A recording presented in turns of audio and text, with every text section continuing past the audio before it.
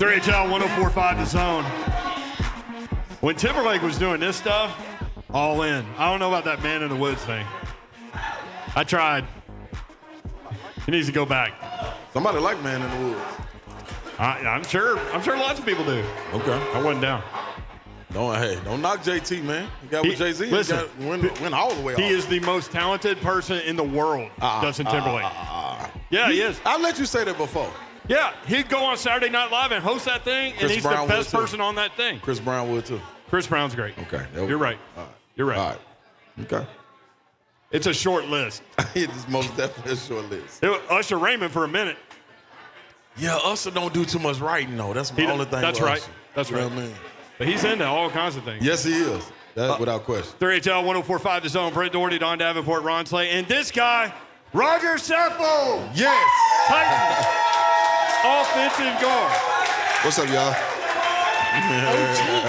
Hey, thanks for battling this traffic coming out west, man. We appreciate you being here. My goodness. It's starting real, to turn isn't big it? city life out here. Man, Yeah. jeez. It is real. Part of this your fault, though, Saffold. Oh, it's all good. Okay, all right. Yeah, I'm just saying, y'all keep winning. People want to keep moving in all this stuff. It's part of it, man. All right, let's start with the hard-hitting stuff. Where were you on the field when the official said, hey, hey, hey? And the crowd went, hey, hey, hey. Did you hear it in the moment? Yeah. Yeah. Did you think it was weird? No, absolutely. Absolutely. I think I was talking to Corey Levin at the time, and I was like, what the hell is going on? It's professional football. Right. Punk, you got it? Yeah, I like that. He was just testing his mic. Testing his mic. I think you ought to trademark that thing, man. Just bust on the mic every time, once a game like that. Yeah, just like that. That was pretty dope. What? So hey, or he was giving them the business, like what? Hey, You know, like hey. Hold up, little dog. I forgot about that one. Yeah, You're right. a ref actually did say that. You're right. Penalty on whoever he was giving him the business. yes. You know what? You know what I think it was though, and this is my own theory. You know, there's a lot of talking going on and a lot of confusion and people trying to get the referee's attention. And I bet you he was trying to say that before he flipped the switch. And he was like, uh-oh. Because he didn't blink and didn't break eye contact. He told that whole thing, I'm just going to get up out of here. Yeah. Didn't smile or anything. Yeah. I mean, there are funny things like that happen in the course of a football game, right? Like Of that course. we never know about. Just weird conversations and things like that. Mm-hmm. What's the weirdest conversation you ever had with an official? With an official? Do you ever get like to conversing with officials? Yeah, I always try to make him my friend. Like So learn they can their see- names, stuff so they like can, that? Yeah, exactly. So they can see what's going on. Yeah. You know, we had a referee that, you know, also went to Indiana University. I'm like, come on, man. Like, I know you see it. I know my man's hands is high. I'm looking up at the ceiling. Yeah. Can't nobody else do this. You know, it's things like that. It's conversations like that. But usually it's a good time. Usually it's a good time when they're talking. Now, with players, that's a different story, man, because, you know, people say weird things to try to get into people's heads.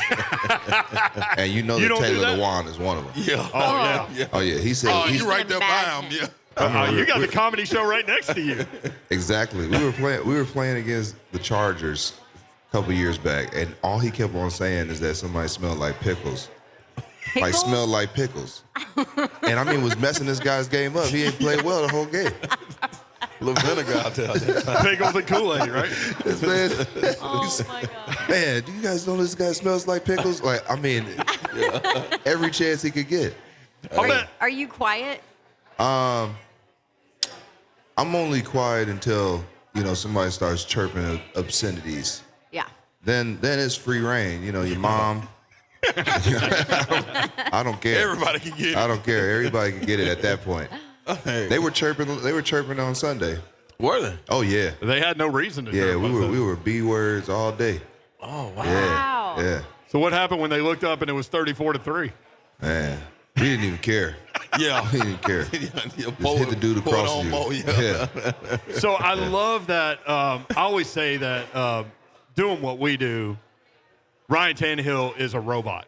right? Like, I know what he's going to say before he says it. Things I mean, that's like, fine. seriously, the most boring press conference ever. The dude says nothing ever. And we love him. But talking nothing. to you guys, I understand that he has a personality, right? Like, Yeah, so absolutely. I loved it when A.J. Brown said, because people were talking about, does Ryan Tannehill have anything extra for Miami, having played there, obviously, and all of those things. And he stayed away from it all week. But A.J. Brown said, in the second half in the huddle, there were a couple drives where he was like, let's put it on him, which I thought was awesome. Yeah. So what was the huddle like as you guys were continuing to not just beat this team, but physically dominate this team? Man, it was crazy. Things were really going our way, and we were really doing some good things in the running game. And, and I remember against a really good defense. Yeah. And I remember Ryan just basically saying, all right, let's crease this. Okay, all right, let's make sure we push a pause. Let's finish this into the end zone. And then he was like, all right, I don't have nothing else to say. You guys are doing the thing. You know what I'm saying? but really, he's just all about the team. He's always going to put himself below the team. So whatever the team's goals is how he takes care of it. But I definitely think that there was a small spark in his heart that really enjoyed that he was able to do that. Yeah. Get a win against his old team. Yeah. And to be able to perform the way that he did. I mean, he was lights out. You talk about the just all about the team. So A.J. Brown was chirping at somebody on Instagram. I'm sure some of you veterans are like, just let it go, A.J. Don't go at people. But I appreciate when he does it. But somebody had said, he said something positive about Tannehill, and that's my dude. I wouldn't be where I was without him.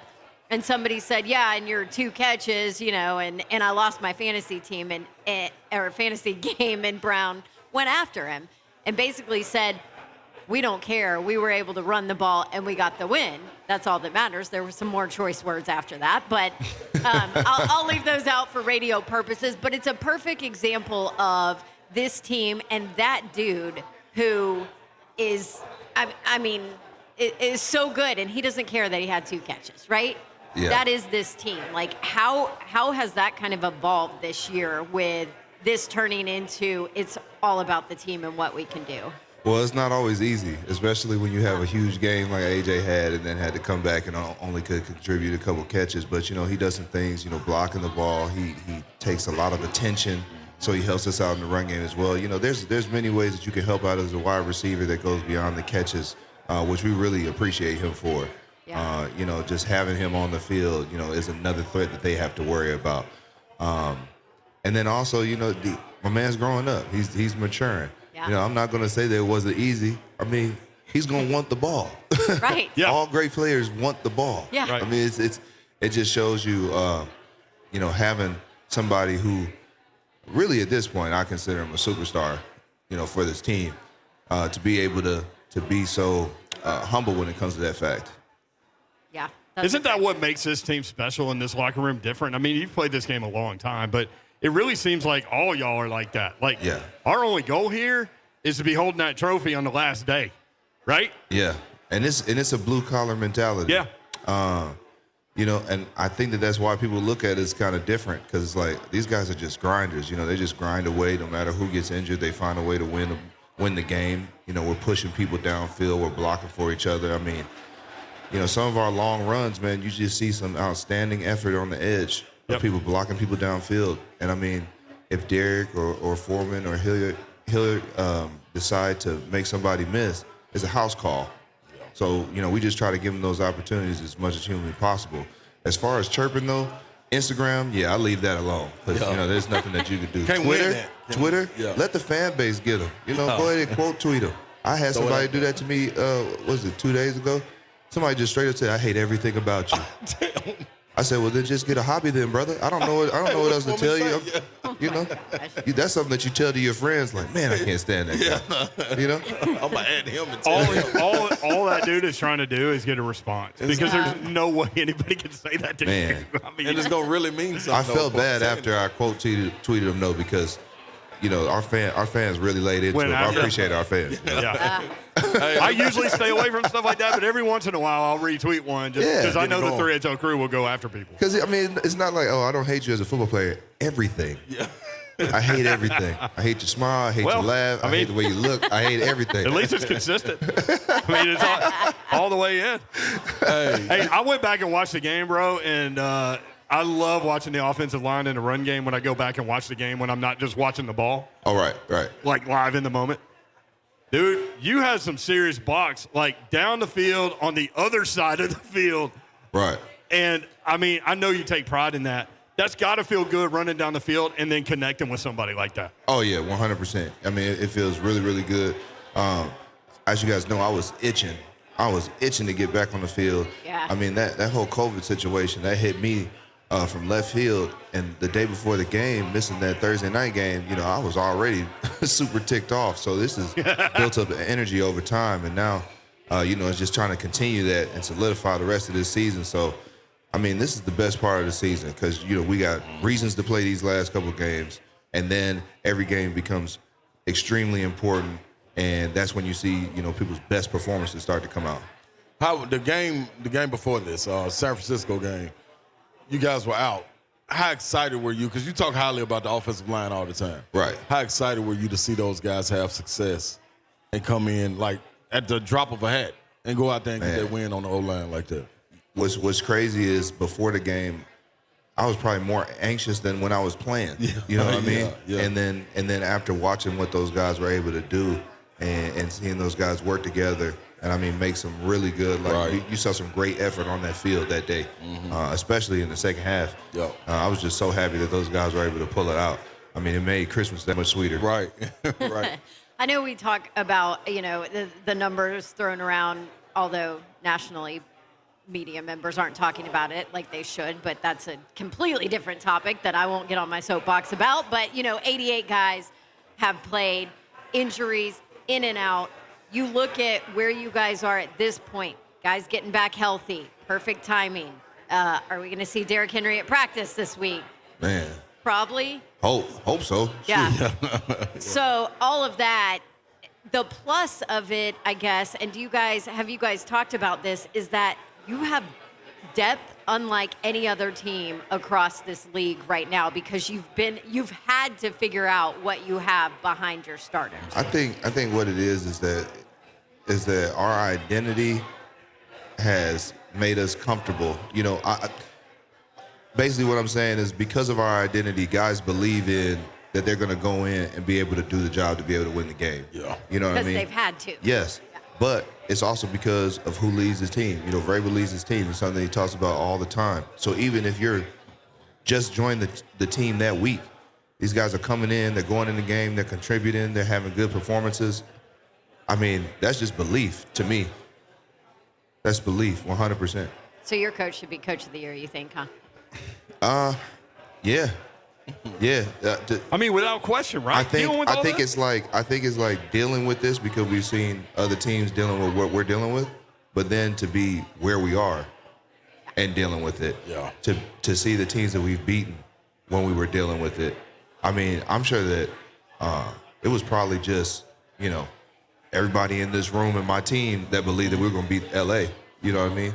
Because with all those injuries and yeah, I people didn't think out, you were going to win that game. dude, it's crazy. I bet. So it's like I bet with y'all. yeah, yeah. So He did. And then to be able to win all those games, our 4 toughest games of the year, win them back to back to back. I mean, you can't coach those types of things, man. That just comes from just players that are just grimy, that play hard, hit hard. You know, they just affect everybody. How about Rodger Saffold with us on 3HL. Deontay Foreman against Miami. And now that's 300-yard games in the last 5. This guy was looking for people to impose his will on. I loved watching him run the football on Sunday. Hey.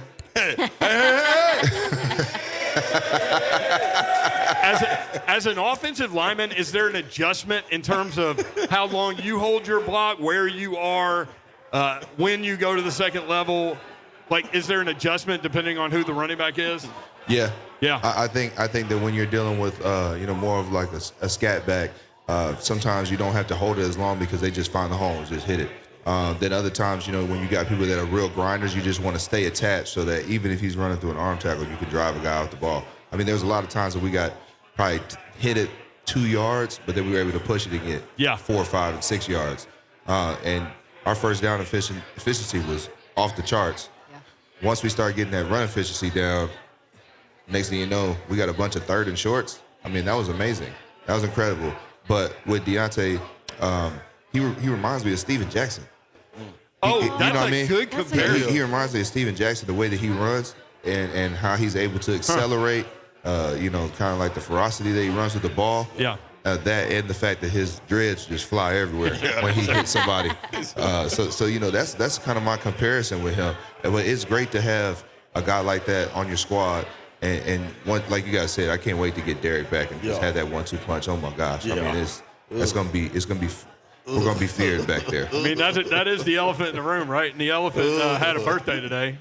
And the reports are out there that he's going to be on the practice field tomorrow. So it'll be interesting to see once that window gets open when he does come back. Right. Is there something to the narrative that a player that's been out an extended time needs 4, 5, 6, 7, however many reps to knock the rust off? Or do you think just when he's ready, he's ready? When it comes to the running back position, I feel like it's all instinctive. So I don't think that he's ever going to lose those instincts. Now, when it comes to just, the conditioning, being able to take the hits, probably seeing things a little bit faster, of course, there's going to be a little bit of time for that. But the good thing is that when he comes out to that practice field, he's going to be super focused because nobody wants to come back more than him. Well, and then the other thought there is, like, he should be pretty fresh, right? Like when everybody else is worn down from the grind of the season. Man, I've said this a lot, and sometimes when you deal with injuries early in the season and you come back after maybe an 8-week injury or a 10-week injury, I mean you are just beating people up. Yeah. You know what I mean? Because you're just not dealing with the grind. I hope it's the same for him. I hope we just see like amazing performances, and I hope that it just adds more fire to the back of our O-line to be able to continue to move people down the field. And that's what I was going to say, man. Like, you look for different points in the season to find something to charge you. And the playoffs brings that along anyway. But now you get to get a guy like him back. And it's really like after everybody rolling, y'all get to get healthy.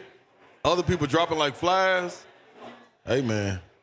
Woo-wee. I know y'all going to be licking y'all chops, dog. Because I'm looking for you. Got through that COVID thing, too. Yeah. Because you never know who could get the COVID bug all over again in the playoffs. I mean, I felt terrible. Even for the Colts, I felt bad for them. The fact that, Wentz was out and then couldn't come back until the day of the game. But, it's just the nature of the beast with this COVID thing. It's everywhere. By the way, you were talking about people going at you on Twitter. Like, so people were going at us saying that we gave you COVID. Yeah, they did. Yeah. They so did, yeah. I was like, no that was way. like a week and a half ago. Yeah. We got The timing didn't work out, but We got that. They said he was just out there with y'all at Buffalo Wild Wings. Yeah. So we gave you the COVID. Yeah. Wow. Yeah. Wow. even though none of us That was had it. a long incubation period. Right. Just held on. Saffold getting medical on you right there. All right, Wow. we're with Rodger Saffold when we come back. Buffalo Wild Wings, Nashville West. This is